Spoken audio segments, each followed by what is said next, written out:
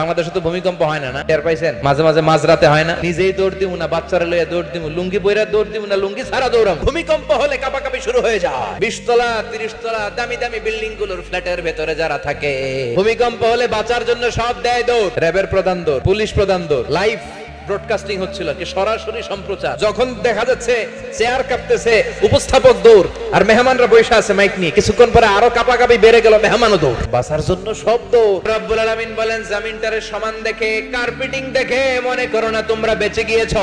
South আফ্রিকার খুবা শহরে 60 metric ton ওজনের একটা উল্কা পড়েছিল, যেখানে পড়েছে পুরো জায়গাটা বিশাল খাদ হয়ে গিয়েছে। যে বিল্ডিং এ আমরা থাকি, রাত্রে বেলায় ঘুমাই আর ধুম্মা চলে ধুম দেখি রাত, ওই বিল্ডিং এ যদি একটা পড়ে, ডান্স ক্লাব গুলার উপর যদি পড়ে, পতিতালয় যেগুলো আছে ওগুলা যদি পড়ে, যেই হোটেল গুলার মধ্যে আকাম কুকাম হয় ওইটার উপর যদি পড়ে, আর মানে বেঁচে গেছো, পার পেয়ে গেছো মনে করো না।